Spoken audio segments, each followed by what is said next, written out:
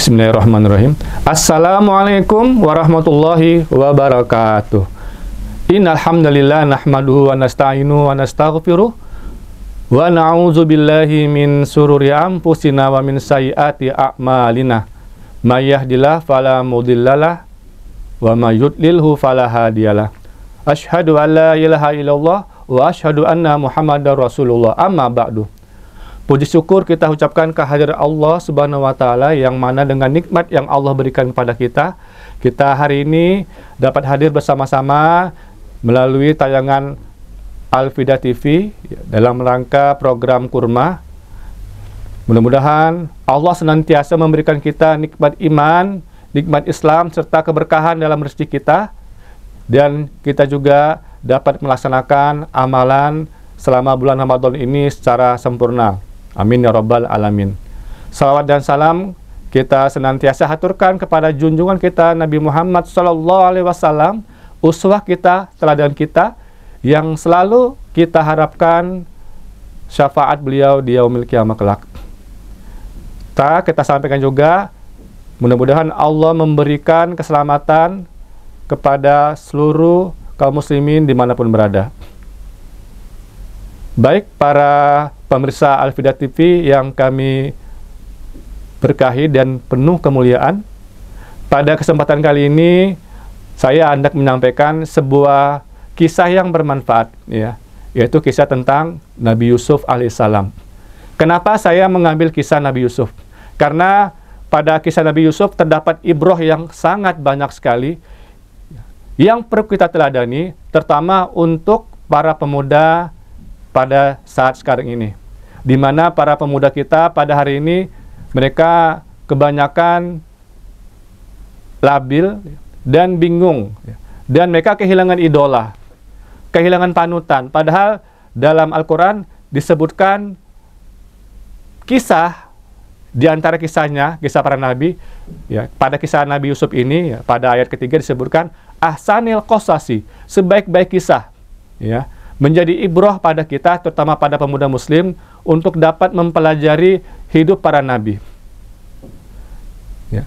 Apalagi pada zaman sekarang ini, gempuran teknologi, media, dan sebagainya, itu sangat mempengaruhi gaya hidup serta pandangan para pemuda kita terhadap apa yang mereka lakukan.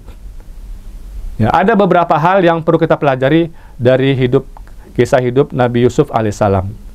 Ya, dicatat ya, diingat. Yang pertama, para pemirsa TV, Al-Fida TV yang kami hormati, bahwasanya Nabi Yusuf alaihissalam itu, ya, ketika beliau hijrah dan menetap di Mesir, itu digoda oleh seorang wanita cantik, yaitu seorang istri pejabat Mesir. Sebagaimana yang kita ketahui bahwasanya seorang istri pejabat itu tentunya bukan wanita kaleng-kaleng, ya. Pasti wanita pilihan, apalagi wanita pejabat, istri pejabat ini adalah istri yang muda dan cantik menawan. Ya, bukan kaleng-kaleng. Apalagi Mesir terkenal dengan fashionable-nya yang terkenal pada masa itu. Nah, Nabi Yusuf alaihissalam itu digoda oleh seorang wanita level ini. Bayangkan apabila kita di posisi seperti ini, ya, level kasta yang tertinggi menggoda seorang pemuda biasa. Nah, ini godanya bagaimana?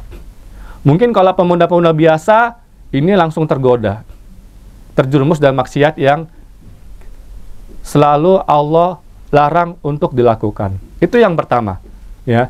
Yang menggoda adalah seorang istri pejabat yang sangat cantik dan menawan.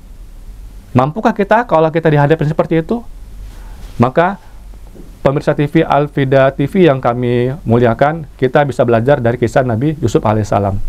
Yang kedua, hikmah yang dapat kita ambil pada kisah Nabi Yusuf alaihissalam adalah Nabi Yusuf ketika dia bekerja di rumah pejabat Mesir itu, dia posisinya sebagai budak. Ya, mungkin kita tahu bagaimana kehidupan Nabi Yusuf ketika dia dibuang saudara-saudaranya dari sumur, kemudian diangkut dan dijual sebagai budak. Nah, posisinya ketika beliau itu tinggal di rumah pejabat itu sebagai budak. Sebagaimana yang kita ketahui, seorang budak itu cenderung harus patuh dengan majikannya. Apapun yang diminta oleh majikannya harus patuh, gitu ya. Karena seorang budak tidak sama dengan manusia merdeka. Tapi apa yang terjadi? Walaupun budak, tapi Nabi Yusuf mempunyai kepercayaan, mempunyai keimanan yang tinggi. Dia mempunyai tekad yang luar biasa. Walaupun yang menginginkannya, yang menyuruhnya majikan, seorang wanita cantik, istri pejabat, tapi Nabi Yusuf mengatakan tidak. Nah, coba tuh, ya. Kalau kita posisinya di zaman Nabi Yusuf seperti itu, budak yang diperintahkan oleh majikannya untuk menuruti keinginan dari majikannya, belum tentu kita mampu menolaknya. Ya, itu pelajaran kedua yang dapat kita petik.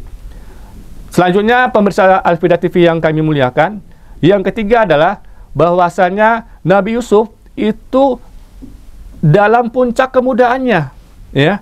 Beliau seorang pemuda yang sedang dalam puncak kemudaannya.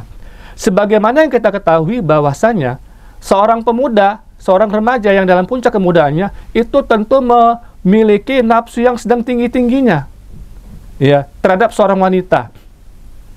Akan mudah terjerumus, akan mudah tergoda, apalagi dengan seorang istri pejabat yang menawan. Disuruh lagi, diminta lagi, diperintahkan lagi. Ini bukan main-main godaannya, ya. Sedang muda-mudanya, ya, sedang puber-pubernya, digoda dan diminta, diperintahkan.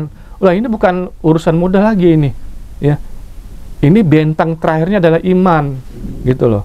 Apalagi Nabi Yusuf nggak punya pengalaman dengan hal seperti ini sebelumnya, gitu loh, ya. Tapi apa yang terjadi? Nabi Yusuf dengan keimanan yang kuat, ya, dengan keyakinan yang tinggi terhadap Allah Subhanahu wa Ta'ala, dia mampu bertahan dengan godaan yang luar biasa ini. Ya. Kemudian yang berikutnya, yang keempat, Nabi Yusuf seorang perantau. Nah, orang perantau biasanya akan lebih berani melakukan kejahatan dibandingkan di kampungnya sendiri. Perhatikan itu. Ya, orang perantau cenderung akan lebih berani melakukan sebuah kejahatan, keburukan, dibandingkan di kampungnya sendiri. Kenapa?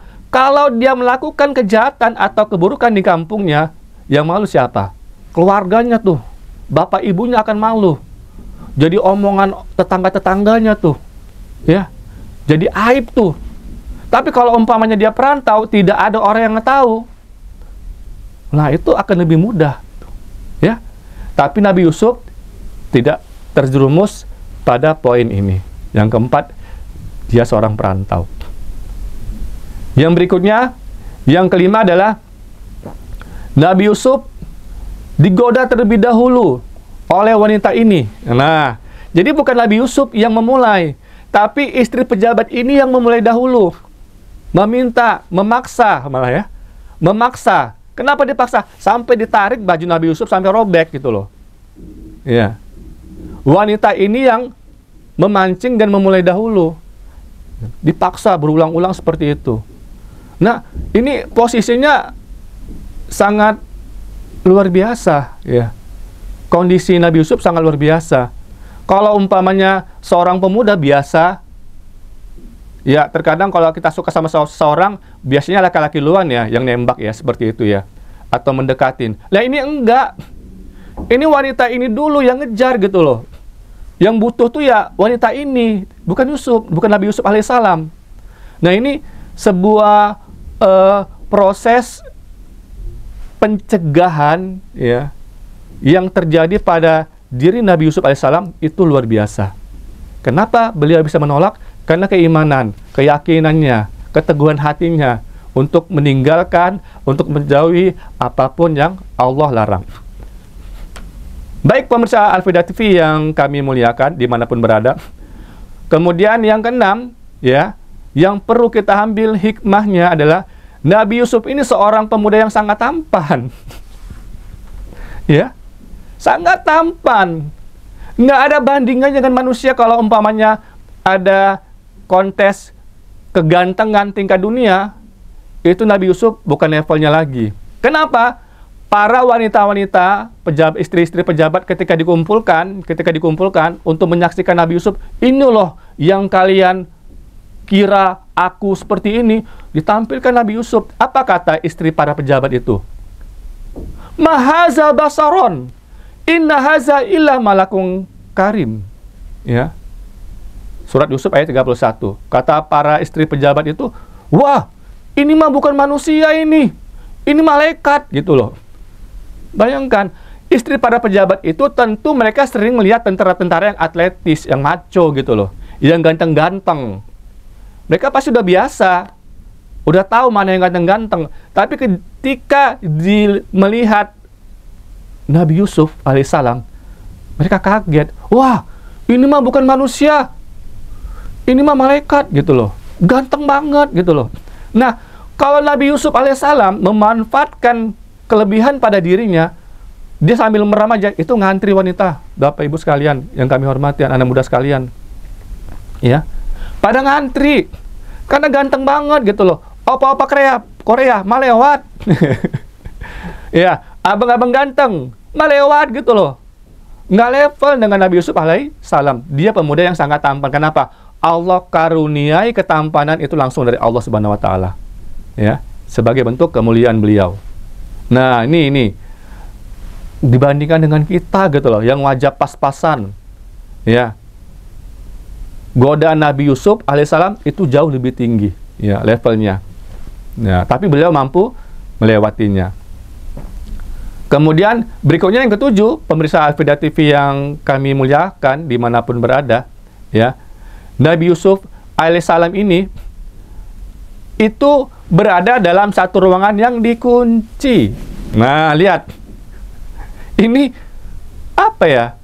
Suatu peristiwa yang sangat menggentarkan hati bagi seorang pemuda kalau mengalaminya. Yang ngunci bukan laki-laki, tapi perempuan itu yang mengunci. Nggak ada orang, nggak ada siapapun yang tahu, semuanya aman, safety aman, dikunci dari dalam. Kalau terjadi sebuah peristiwa yang terlarang itu tidak ada yang tahu gitu loh. Kenapa? Itu murni perempuan itu yang menginginkan dikunci. Coba bayangkan kalau seandainya peristiwa itu terjadi pada kita, kira-kira kita mampu nggak menghindari peristiwa ini? Belum tentu kalau bukan karena pertolongan Allah dan kuatnya keimanan seseorang, ya. Jadi para pemuda sekalian dimanapun kalian berada, maka contoh dan tirulah dan pelajarilah kisah Nabi Yusuf ini. Bagaimana keimanannya itu kokoh seperti batu karang, tidak tergoyahkan, ya. Dan beliau mampu melewati musibah yang besar ini, ya. Itu yang ketujuh. Kemudian yang kedelapan, pemirsa TV, Al-Fida TV yang kami muliakan, beliau selalu meminta pertolongan pada Allah pada detik-detik terakhir, ya. Ketika usaha dia untuk lari, dia nggak mampu menyelamatkan dirinya, dia mencoba menyelamatkan diri dengan berlari, dia berdoa, ya Allah selamatkanlah aku dari musibah ini. Dia minta tolong sama Allah. Dia serahkan sepenuhnya pada Allah untuk menyelamatkan dirinya dari musibah ini, ya. Akhirnya Allah selamatkan Nabi Yusuf. Jadi murni penyelamatan itu adalah murni pertolongan dan karunia Allah, bukan akibat usaha kita sendiri. Kita serahkan, tawakal pada Allah. Ya Allah, selamatkan aku ya Allah. Jadi dimanapun kita berada, apabila kita mengalami sebuah peristiwa besar yang kita tidak mampu mengatasinya, maka serahkanlah dan minta tolong kepada Allah, ya. Insya Allah Allah akan tolong hamba-hambanya dengan cara yang tidak terduga-duga, ya. Kemudian yang ke-9, ya, yang terakhir ini, Nabi Yusuf alaihissalam lebih memilih penjara dibandingkan melakukan maksiat itu. Lihat, Nabi Yusuf lebih memilih penjara dibandingkan melakukan maksiat yang mungkin tidak ada yang tahu. Nabi Yusuf umpamanya tidak dirugikan dan lain sebagainya. Tapi Nabi Yusuf dengan tegas lebih memilih as-sijnu, penjara. Dia lebih menyukai di penjara daripada mengikuti perbuatan jahat tersebut. Akhirnya Nabi Yusuf alaihissalam di penjara. Tapi apa yang terjadi? Justru Allah kemudian memuliakan dan mengangkat derajat Nabi Yusuf alaihissalam setelah itu. Mungkin kisahnya kita tahu selanjutnya ya. Intinya, pemirsa Al-Huda TV yang mulia, ketika kita mempelajari kisah-kisah para nabi ya. Jadi di surat Yusuf itu hampir dari ayat ketiga sampai hampir surat ayat terakhir itu diceritakan tentang kisah Nabi Yusuf. Banyak fragmen-fragmen Nabi Yusuf yang banyak sekali perlu kita teladani. Di antaranya tentang kisah dia berbakti birrul walidain pada ayahnya.